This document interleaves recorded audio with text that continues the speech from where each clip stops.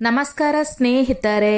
60ರಿಂದ 80 ವರ್ಷದ ವಯಸ್ಸನ್ನು ಹೆಚ್ಚಿನ ಜನರು ಮುಪ್ಪು ಅಥವಾ ಇಳಿಜಾರು ಎಂದು ಕರೆಯುತ್ತಾರೆ ಎಂಬುವುದು ನಿಮಗೆ ಗೊತ್ತೇ? ಆದರೆ ವಾಸ್ತವದಲ್ಲಿ ಇದು ನಿಮ್ಮ ಜೀವನದ ಅತ್ಯಂತ ಅಮೂಲ್ಯ ಸುವರ್ಣ ಕಾಲ ಆಗಬಹುದು. 60 ವರ್ಷ ದಾಟುತ್ತಿದ್ದಂತೆ ನಾವು ಕಾಯಿಲೆಗಳೊಂದಿಗೆ ಸ್ನೇಹ ಬೆಳೆಸಿಕೊಳ್ಳಬೇಕು ಮತ್ತು ಔಷಧಿಗಳ ಗಂಟನ್ನು ಸದಾ ನಮ್ಮ ಜೊತೆಗೆ ಇಟ್ಟುಕೊಳ್ಳಬೇಕು ಎಂಬ ಭಾವನೆ ನಮ್ಮ ಮನಸ್ಸಿನಲ್ಲಿ ಬೇರೂರಿದೆ. ಆದರೆ ಇಂದು ನಾವು ನಿಮಗೆ ಹೇಳಲು ಬಂದಿರುವುದು ಇದು ಸಂಪೂರ್ಣವಾಗಿ ಸತ್ಯವಲ್ಲ ಎಂದು.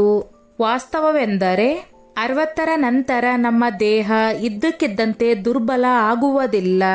ಬದಲಿಗೆ ನಾವು ಅಳವಡಿಸಿಕೊಳ್ಳುವ ಕೆಲವು ಚಿಕ್ಕ ಚಿಕ್ಕ ತಪ್ಪುಗಳು ಮತ್ತು ಅಭ್ಯಾಸಗಳು ನಿಧಾನವಾಗಿ ನಮ್ಮ ದೇಹವನ್ನು ಒಳಗಿನಿಂದ ಟೊಳ್ಳಾಗಿಸುತ್ತವೆ. ನಮ್ಮ ನಿರ್ಲಕ್ಷ್ಯದಿಂದಾಗಿ ನಾವು ಸ್ವತಃ ನಮ್ಮ ದೇಹದ ಶತ್ರುಗಳಾಗುತ್ತೇವೆ. ಇಂದಿನ ಈ ವಿಡಿಯೋದಲ್ಲಿ 60ರಿಂದ 80 ವರ್ಷ ವಯಸ್ಸಿನಲ್ಲಿ ನಿಮ್ಮ ಶಕ್ತಿಯನ್ನು ಹೀರುತ್ತಿರುವ ಆ 7 ಪ್ರಮುಖ ಅಭ್ಯಾಸಗಳ ಬಗ್ಗೆ ಸಂಪೂರ್ಣವಾಗಿ ತಿಳಿದುಕೊಳ್ಳೋಣ. ನೀವು ಇಂದಿನಿಂದಲೇ ಈ 7 ತಪ್ಪುಗಳನ್ನು ಸರಿಪಡಿಸಿಕೊಂಡರೆ 80ರ ವಯಸ್ಸಿನಲ್ಲೂ ನೀವು 50ರ ವರ್ಷದವರಂತೆ ಚುರುಕಾಗಿ ಇರುವಿರಿ ಎಂದು ನಾವು ನಿಮಗೆ ಭರವಸೆ ಕೊಡುತ್ತೇವೆ. ಈ ವಿಡಿಯೋ ನಿಮ್ಮ ಮುಂದಿನ 20 ವರ್ಷಗಳ ಆರೋಗ್ಯದ ಅಡಿಪಾಯ. ಆದ್ದರಿಂದ ಸ್ನೇಹಿತರೆ, ವಿಡಿಯೋ ಸ್ಕಿಪ್ ಮಾಡದೆ ಕೊನೆಯವರೆಗೂ ಖಂಡಿತವಾಗಿ ನೋಡಿ. ಮೊದಲ ತಪ್ಪು, ನಿದ್ದೆಯ ಜೊತೆ ರಾಜಿ. ಮೊದಲು ಮತ್ತು ಅತಿ ದೊಡ್ಡ ತಪ್ಪೆಂದರೆ ನಿದ್ದೆಯ ಜೊತೆ ರಾಜಿ ಮಾಡಿಕೊಂಡು ರಾತ್ರಿ ತಡವಾಗಿ ಎಚ್ಚರ ಇರುವುದು.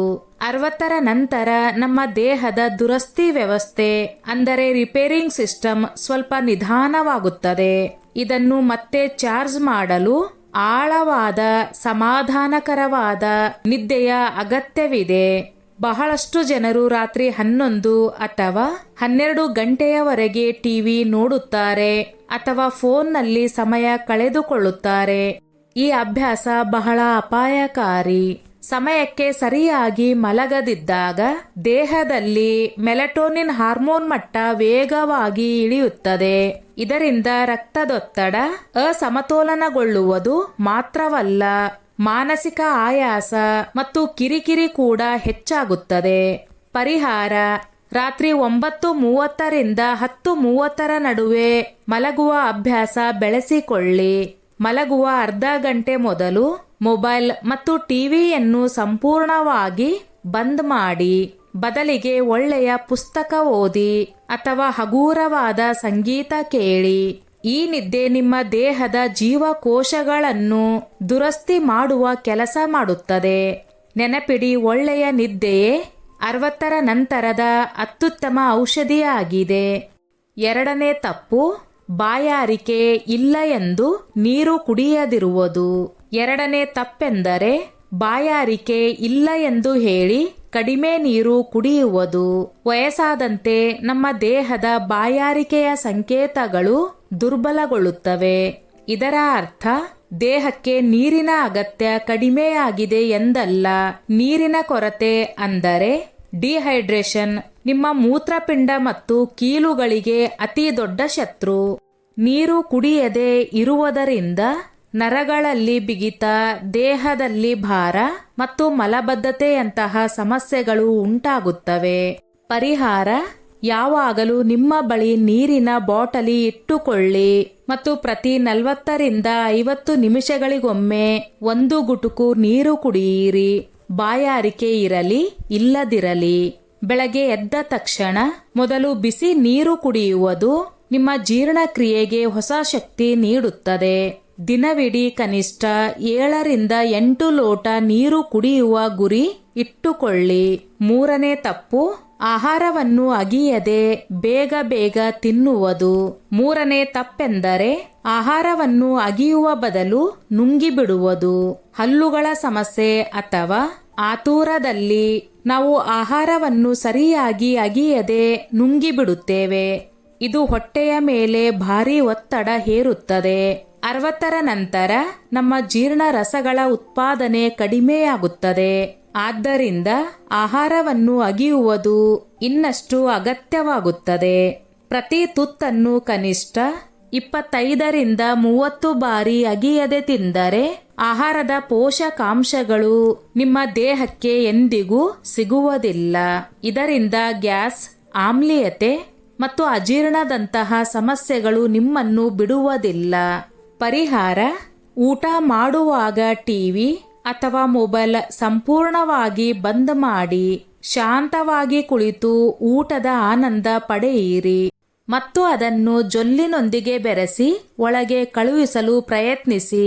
ಈ ಸರಳ ಅಭ್ಯಾಸ ನಿಮ್ಮ ಹೊಟ್ಟೆಯ ಅರ್ಧದಷ್ಟು ಸಮಸ್ಯೆಗಳನ್ನು ಕ್ಷಣ ಮಾತ್ರದಲ್ಲಿ ಪರಿಹರಿಸಬಲ್ಲದು. 4ನೇ ತಪ್ಪು, ದೈಹಿಕ ಚಟುವಟಿಕೆಯನ್ನು ತ್ಯಜಿಸುವುದು. 4ನೇ ತಪ್ಪೆಂದರೆ ಈಗ ನಡಿಗೆ ಏಕೆ ಎಂದು ಹೇಳಿ ದೈಹಿಕ ಚಟುವಟಿಕೆಯನ್ನು ತ್ಯಜಿಸುವುದು. ಈಗ ವಿಶ್ರಾಂತಿಯ ವಯಸ್ಸು ಎಂದು ಜನರು ಸಾಮಾನ್ಯವಾಗಿ ಹೇಳುತ್ತಾರೆ, ಆದರೆ ಇದು ನಿಮ್ಮ ಅತಿ ದೊಡ್ಡ ತಪ್ಪು. ನಡೆಯುವುದೇ ನಿಮ್ಮ ಜೀವನ ರೇಖೆ. ಇದು ನಿಮ್ಮ ದೇಹಕ್ಕೆ ಆಮ್ಲಜನಕ ಪೂರೈಕೆಯನ್ನು ಕಾಪಾಡುತ್ತದೆ. ದೈಹಿಕವಾಗಿ ನಿಷ್ಕ್ರಿಯವಾದರೆ ಸ್ನಾಯುಗಳು ದುರ್ಬಲವಾಗತೊಡಗುತ್ತವೆ ಮತ್ತು ಮೂಳೆಗಳ ಸಾಂದ್ರತೆ ವೇಗವಾಗಿ ಕುಸಿಯುತ್ತದೆ. ಪರಿಹಾರ: ಪ್ರತಿದಿನ ಬೆಳಗ್ಗೆ 30ರಿಂದ 40 ನಿಮಿಷಗಳ ಹಗೂರವಾದ ನಡಿಗೆಯ ನಿಯಮ ಮಾಡಿಕೊಳ್ಳಿ. ಸಾಧ್ಯವಾದರೆ ಹುಲ್ಲಿನ ಮೇಲೆ ಬರಿಗಾಲಿನಲ್ಲಿ ನಡೆಯಿರಿ. ನಿಮಗೆ ಮಂಡಿ ನೋವಿದ್ದರೆ ವೇಗವಾಗಿ ನಡೆಯಬೇಡಿ, ಆದರೆ ನಡೆಯುವುದನ್ನೇ ಸಂಪೂರ್ಣವಾಗಿ ನಿಲ್ಲಿಸಬೇಡಿ.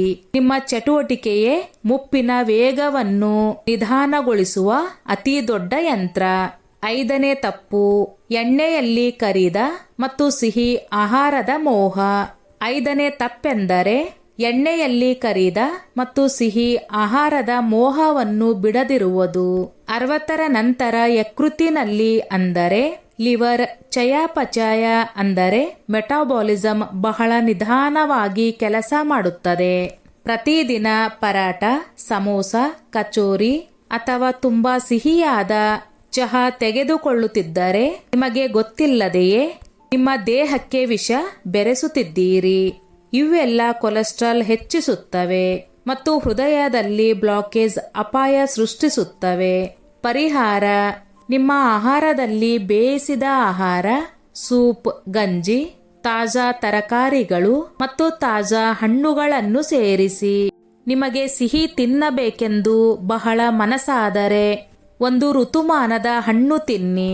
ಮನೆಯಲ್ಲಿ ತಯಾರಿಸಿದ ತಾಜಾ ಮತ್ತು ಕಡಿಮೆ ಮಸಾಲೆಯ ಆಹಾರ ನಿಮ್ಮನ್ನು 80ರ ವಯಸ್ಸಿನವರೆಗೂ ಕಾಯಿಲೆಗಳಿಂದ ದೂರ ಇಡಬಲ್ಲದು. 6ನೇ ತಪ್ಪು, ದಿನವಿಡೀ ಒಂದೇ ಜಾಗದಲ್ಲಿ ಕುಳಿತುಕೊಳ್ಳುವುದು. 6ನೇ ತಪ್ಪೆಂದರೆ ದಿನವಿಡೀ ಒಂದೇ ಜಾಗದಲ್ಲಿ ಕುರ್ಚಿ ಅಥವಾ ಸೋಫಾದ ಮೇಲೆ ಗಂಟೆಗಟ್ಟಲೆ ಕುಳಿತಿರುವುದು. ಇದು ನಿಮ್ಮ ನರಗಳನ್ನು ಬಿಗಿಗೊಳಿಸುತ್ತದೆ ಮತ್ತು ರಕ್ತ ಪರಿಚಲನೆಯನ್ನು ನಿಧಾನಗೊಳಿಸುತ್ತದೆ. 24 ಗಂಟೆ ನಿಷ್ಕ್ರಿಯರಾದರೆ ಕಾಲುಗಳಲ್ಲಿ ರಕ್ತ ಶೇಖರಣೆಯಾಗಬಹುದು ಮತ್ತು ಮಂಡಿಗಳಲ್ಲಿ ಬಿಗಿತ ಹೆಚ್ಚಾಗಬಹುದು. ಪರಿಹಾರ: ಪ್ರತಿ 30ರಿಂದ 40 ನಿಮಿಷಕ್ಕೊಮ್ಮೆ ಎದ್ದು ಕನಿಷ್ಠ 2 ನಿಮಿಷ ನಡೆಯಿರಿ.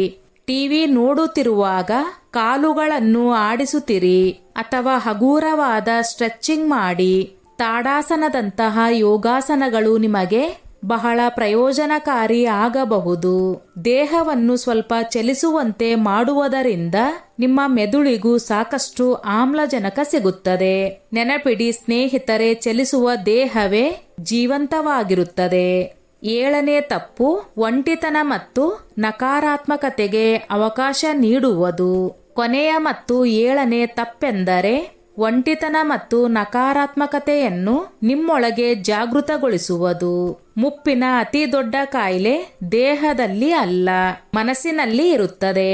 ಚಿಂತೆ, ಒತ್ತಡ ಮತ್ತು ಒಂಟಿತನದಲ್ಲಿ ಮುಳುಗಿರುವುದು ನಿಮ್ಮ ರೋಗ ನಿರೋಧಕ ಶಕ್ತಿಯನ್ನು ಅತಿ ವೇಗವಾಗಿ ದುರ್ಬಲಗೊಳಿಸುತ್ತದೆ. ಮಕ್ಕಳು ಏನು ಮಾಡುತ್ತಿರಬಹುದು? ನನ್ನ ಗತಿ ಏನಾಗುತ್ತದೆ?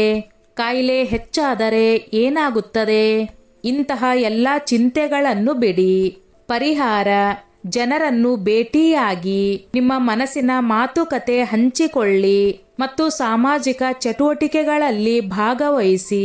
15ರಿಂದ 20 ನಿಮಿಷಗಳ ಧ್ಯಾನ ಅಥವಾ ದೇವರ ನಾಮಸ್ಮರಣೆ ಮಾನಸಿಕ ಆರೋಗ್ಯಕ್ಕೆ ರಾಮಬಾಣ. ಅತಿ ಮುಖ್ಯವಾದದ್ದು ಎಂದರೆ ನೀವು ನಗುವುದನ್ನು ಮರೆಯಬೇಡಿ. ನಿಮ್ಮ ಆಲೋಚನೆಯನ್ನು ಸಕಾರಾತ್ಮಕವಾಗಿಡಿ, ಏಕೆಂದರೆ 60ರ ನಂತರ ನಿಮ್ಮ ಆಲೋಚನಾ ಶೈಲಿಯೇ ನೀವು ಮುದುಕರಾಗುತ್ತೀರಾ ಅಥವಾ ಶಕ್ತಿಯುತರಾಗಿರುತ್ತೀರಾ ಎಂಬುದನ್ನು ನಿರ್ಧರಿಸುತ್ತದೆ. ಹಾಗಿದ್ರೆ ಸ್ನೇಹಿತರೆ, ನೆನಪಿಡಿ, 60ರಿಂದ 80ರ ಈ ಪಯಣ ಒಂದು ಹೊಸ ಆರಂಭ, ಅಂತ್ಯವಲ್ಲ. ನಿಮ್ಮ ಜೀವನದ ಮಾಲೀಕರು ನೀವೇ. ನಾವು ಹೇಳಿದ ತಪ್ಪುಗಳನ್ನು ಹಿಂದೆ ನಿಮ್ಮ ಪಟ್ಟಿಯಿಂದ ಕೈಬಿಡಿ. ಒಳ್ಳೆಯ ಆಹಾರ, ನಿಯಮಿತ ನಡಿಗೆ, ಸಮಯಕ್ಕೆ ಸರಿಯಾಗಿ ಮಲಗುವುದು ಮತ್ತು ನಿಮ್ಮ ಮುಖದ ಮೇಲೆ ನಗು, ಇವೇ ಆ 4 ಕೀಲಿ ಕೈಗಳು. ಇವು 80ರ ವಯಸ್ಸಿನಲ್ಲೂ ನಿಮ್ಮನ್ನು ಯುವಕರಂತೆ ಇಡುತ್ತವೆ. ಹಿಂದೆ ನಿಮಗೆ ನೀವೇ ಭರವಸೆ ಕೊಡಿ, ನಿಮ್ಮ ಆರೋಗ್ಯಕ್ಕೆ ಆದ್ಯತೆ ಕೊಡುತ್ತೀರಿ ಎಂದು. ಸ್ನೇಹಿತರೆ, ಈ ವಿಡಿಯೋ ನಿಮಗೆ ಇಷ್ಟವಾದರೆ ನಿಮ್ಮ ಪ್ರೀತಿಯ ಎಲ್ಲ ಹಿರಿಯರೊಂದಿಗೆ ಈ ವಿಡಿಯೋ ಹಂಚಿಕೊಳ್ಳಿ. ಸ್ನೇಹಿತರೆ, ಈ ನನ್ನ ಮಾಹಿತಿ ನಿಮಗೆ ಇಷ್ಟವಾಗಿದ್ದಲ್ಲಿ ದಯವಿಟ್ಟು ಶೇರ್ ಮಾಡಿ, ಲೈಕ್ ಮಾಡಿ ಮತ್ತು ಸಬ್ಸ್ಕ್ರೈಬ್ ಮಾಡಿ.